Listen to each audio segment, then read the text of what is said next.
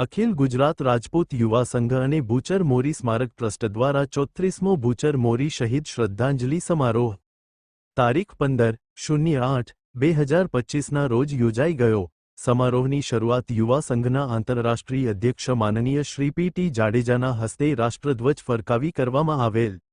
વિક્રમ સંવત 1648માં સૌરાષ્ટ્રનું સૌથી મોટું યુદ્ધ ભૂચર મોરી મહાયુદ્ધ અકબર બાદશાહ અને જામ સતાજી વચ્ચે થયું હતું।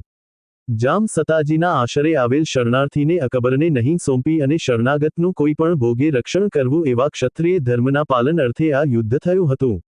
આ યુદ્ધની અંદર હજારો યોદ્ધાઓ શહીદ થયા હતા। તેમને દર વર્ષે શ્રદ્ધાંજલિ આપવા માટે આ કાર્યક્રમનું આયોજન કરવામાં આવે છે। સમારોહનું મુખ્ય આકર્ષણ એવી અશ્વસ્પર્ધા કરવામાં આવેલ જેમાં સૌરાષ્ટ્ર પ્રાંતમાંથી અનેક અશ્વસ્પર્ધકોએ ભાગ લીધો હતો। લગભગ 40 જેટલા અશ્વોએ આ સ્પર્ધામાં ભાગ લીધો, જેમાં બેરલ રેસ, રેવાલ ચાલ, ટેન્ટ પેગિંગ વગેરે સ્પર્ધામાં અશ્વસ્પર્ધકોએ પોતાના દિલ ધડક કરતબો રજૂ કર્યા અને તેમના વિજેતાઓને ઇનામો આપવામાં આવ્યા હતા, જેનો સમગ્ર સંચાલન અને કન્વીનર સહદેવસિંહજી જાડેજા અને અર્જુનસિંહજી જાડેજા દ્વારા કરવામાં આવેલ હતું।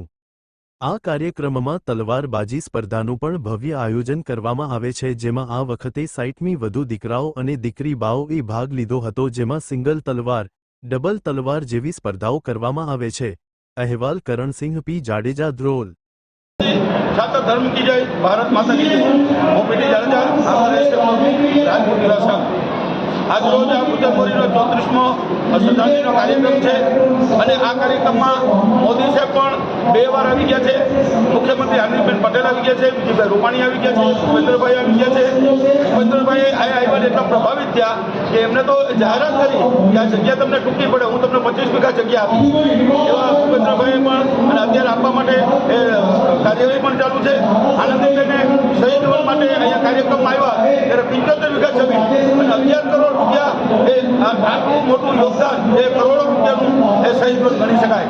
એટલે આમાં રાજકીય માણસોનો પણ ખૂબ સહકાર છે અને ભૂચર મોરીનું યુદ્ધ છે એ મોટા મોટું યુદ્ધ મહાભારતના યુદ્ધ પછી કોઈ મોટું યુદ્ધ થયું હોય તો એ પાણીપતના યુદ્ધની એનાથી મોટામાં મોટું યુદ્ધ જે 40,000 શહીદ થયા છે એમાં 30,000 તો રાજપૂતો છે, એ સિવાય નાગાબાઓ, પિંગલ અય્યર અને ઢોલીવારાને એક પાડિયા પણ હોય છે અને દરેક સમાજને સાથે રાખી અને આ શ્રદ્ધાંજલિ કાર્યક્રમ દર વર્ષે કરવામાં આવે છે। જેમ કે અત્યારે 34મો છે અને 1990માં ચાલુ કર્યો હતો, બરાબર છે, અને 34 વર્ષથી સતત ને સતત આપ માણસોની સંખ્યા પણ જોઈ શકો છો કે ગ્રાઉન્ડ પણ નાનું પડ્યું, આજુબાજુ ચારે બાજુ ઊભા છે, ખુરશી પણ ઘટી, એવો આ કાર્યક્રમ દર વર્ષે થાય છે શીતળા સાતમના દિવસે।